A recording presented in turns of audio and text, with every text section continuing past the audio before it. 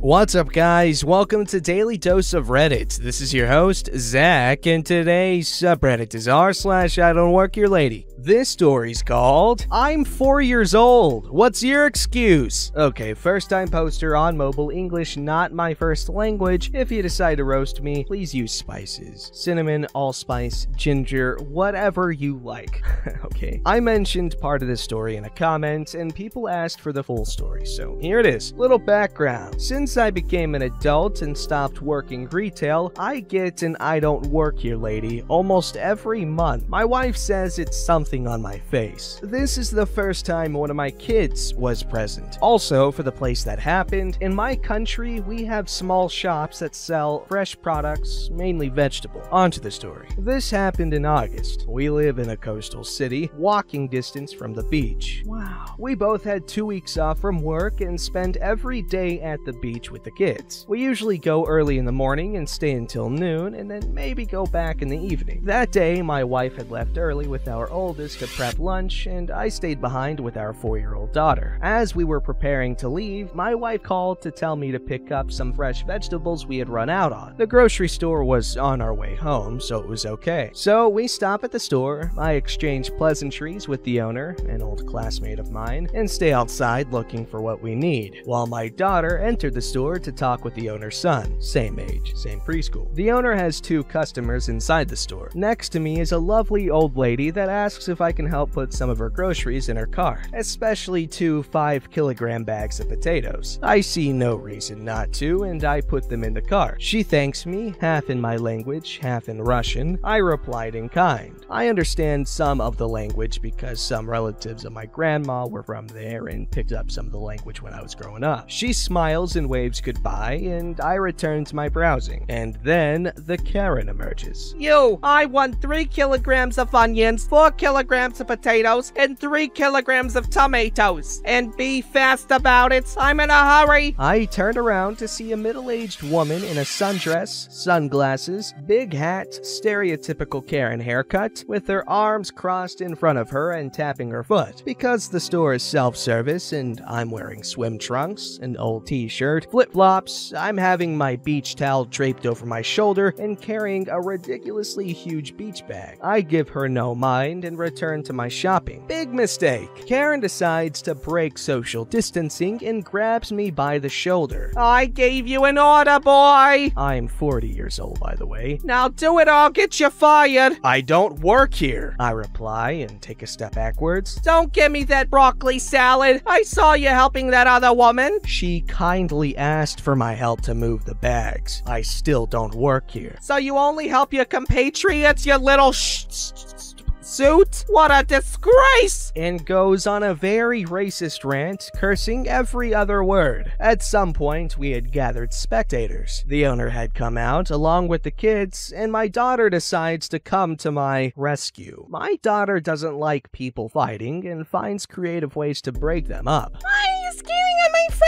He already told you he doesn't work here. My daughter chips in when Karen stopped for a breath. Because he doesn't know his place. Now go away. Karen replies and starts to continue her rant. The owner is about to step in when my daughter turns around, drops her bikini bottom, moons her, and blows a raspberry. The Karen is momentarily stunned. That's rude, she manages to say. Well, I'm 4. What's your excuse? My daughter replies, fixing her bottoms. At that point, everybody, except Karen, starts laughing. Karen is doing her best imitation of a fish, her mouth opening and closing with no sound coming out. At that point, the owner steps in and tells her to leave and that her business is not welcomed there. The rest of us have a good laugh, we pick our groceries and go home. For the rest of our vacation, my daughter would accompany me to the store and she was always scanning the customers with a hand clasped on the side of her bikini bottoms. Ah, that was a funny story. This story's called, Sorry lady, but please leave our school. Obligatory, I'm typing on my phone. Warning, and sealed here at the bottom. Okay, so I do work at the actual location that this story takes place. However, not at the area in question. You'll see in a minute. So I work at a university as an admissions recruiter, and last summer, I was walking through the building after my lunch and saw a woman wandering through the empty first floor. floor. As soon as she saw me, she beamed over to me as fast as she could. Excuse me? Where is the Chick-fil-A? So we have an express Chick-fil-A that is entirely student-run in one of our secondary dining halls. And while it is closed between the months of May and July, it still shows up as a location on all internet map sites for reasons we will never know. I think you know where this is going. This was last year, so the dialogue was close to this. Oh, it's down the hall that way leading into the other building. But I'm sorry, it's closed for the summer. Closed? But the app says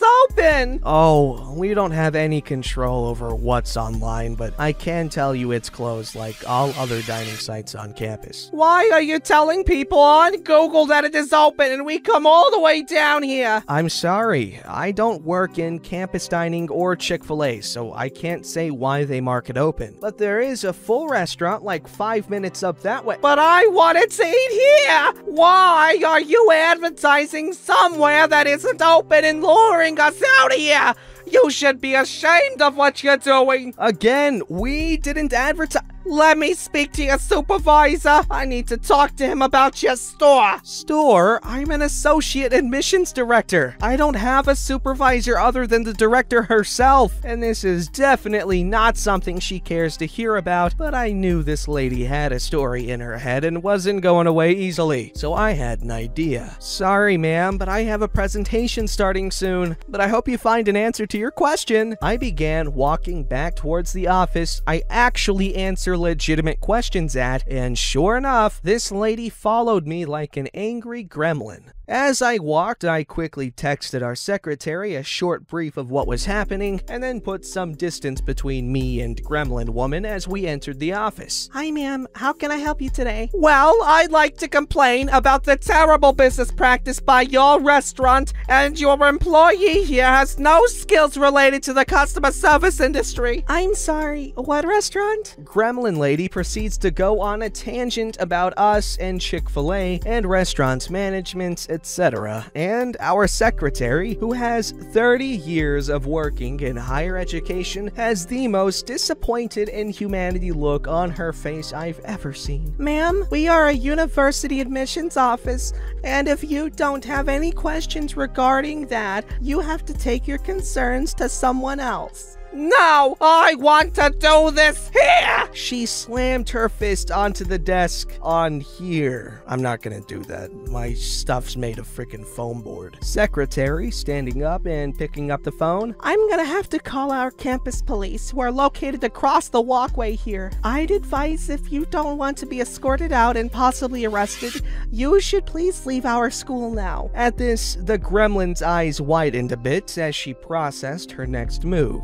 Then she huffed and stormed out of our office. I'm not sure what happened to her exactly, but her story made for a hilarious story on our Friday meeting, and I bought our secretary a week's worth of coffee. That was sweet. And also, can't really blame Gremlin Lady there too much. Chick-fil-A is just hits different. Alright, this story's called Just Because You Paid Me Doesn't Mean I Work For You. First time posting and on mobile, so apologies for formatting errors, a bit of necessary background. This happened in 2003. I work in the insurance industry in a not very well-known profession having to do with audits. I got my start working for a small company created by my uncle, and I was with him for about 10 years. My uncle then decided it was time for him to build his dream home and move, which meant either I had to take over the company or find a new job. I didn't want to spend half my day chasing down invoices, so I elected to start a job search, and he agreed to give me some time to find a position before he shut things down. There are two types of positions in my field where you either work for a vendor, which is an independent service provider, or directly for an insurance company. Openings at insurance companies don't come around that often, and vendors don't really have the greatest of reputations, so they're basically employers of last resort. That ends the background, and now my story. Over the course of about 3 weeks, I applied for 2 positions at different insurance companies and was quickly notified I didn't get 1 job. The second kept saying we'll get back to you. Not wanting to hold my uncle up, I bit the bullet and went and applied at the largest vendor in my country. The day of my interview, I met with the on-site manager, a lovely lady who seemed to be in a bit over her head. It just so happened that her boss, the district manager, and then his boss, the regional manager, were also in the office that day and sat in on the interview. It went well. I filled out paperwork, we shook hands, and I left. Did not hear anything from them for about a week. In that week, I finally got a call back from that other insurance company, which at the time happened to be the biggest one in the world, known by 3 initials. They offer me a position, go over the details, set a start date, and I accept. The following Monday, my phone rings at about 10 a.m. I answer, and it is the lady that I had the interview with at the vendor, who I'll now refer to as Vendor Lady. Hi, we were expecting you in this morning. Is there a problem? Pardon? Today was supposed to be your first day, and we thought you would be here at 9 o'clock. Why would you think that? That's what our records show. With absolutely no irony whatsoever. I don't work for you, lady. I never heard from you guys after the interview period. No one called me to offer me a position or discuss salary, much less a start date. Oh, I had no idea. I'll take care of it, and sorry about that. Thanks, and have a good day, I guess. That's not the end of the story. The following Wednesday, which is typically payday for the job that I had, I go into my bank account and see that there is an automatic deposit from the vendor. I stare at my screen for probably a good 5 minutes trying to puzzle out what in the actual hell is going on. Then I realize I'm gonna have to call Vendor Lady. Hi, Vendor Lady. You might remember me from the mix-up where you thought I was supposed to work for you, but I don't. Why did I receive a paycheck from your company? That doesn't sound right. Let me check. She places me on hold for a few minutes and then comes back and says, Well, it looks like since you filled out all the required paperwork during the interview with your application, you were accidentally placed on payroll as well. What you can do is just write us a check for the payroll amount and that should take care of it. Struggling to comprehend how truly stupid this whole situation is, I reply, Listen, Vendor Lady, I review payroll records for a living, so I am very aware that you can simply have your payroll department reverse the paycheck, which will basically zero out any payroll taxes that you paid as well as any that were withheld from the paycheck, as well as reclaiming the small amount placed into my bank account. So no,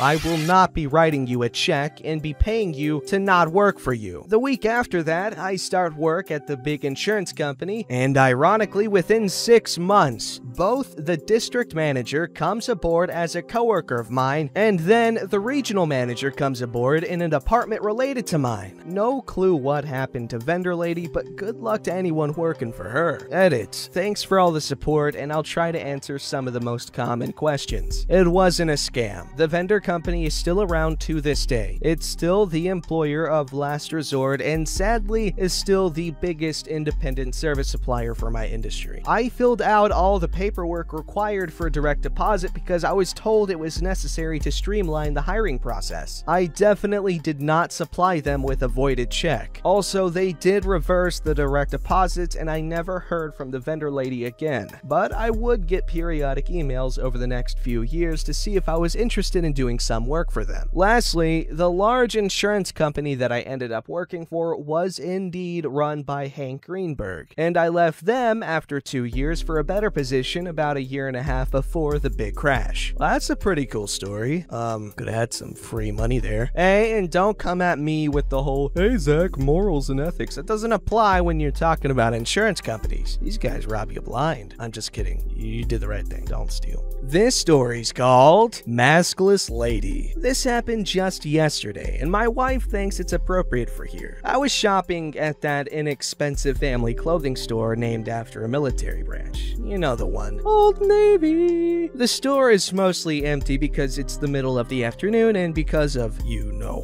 what. Most people aren't out and about for shopping, no reason. Anyway, I was looking for some jeans at the front of the store because they were on sale. Mind you, I was actually wearing a pair of jeans, a plaid shirt, a vest, and a mask that all could have been from the store. As I'm searching for my size, this lady approaches with her phone to her ear and her mask in her hand. I pause what I'm doing and look over at her. Do you know where the men's athletic shorts are? No. Can you ask someone? No. Don't you work here? No. Oh my gosh, I'm sorry. Why didn't you say so? Because I was trying to figure out why didn't you put your phone down and put your mask on when talking with a stranger in public? The lady's face went from confused to horribly embarrassed. She immediately turned bright red, put on her mask, mumbled, "Sorry," and headed straight out the door, sans shorts. I find jeans in the right size and head to the checkout behind me. The cashier has these big smiling eyes, and I can tell she is smiling behind her mask. She tells me, The look on that lady's face was priceless. Have a great day. "Ha! You know what though, honestly, I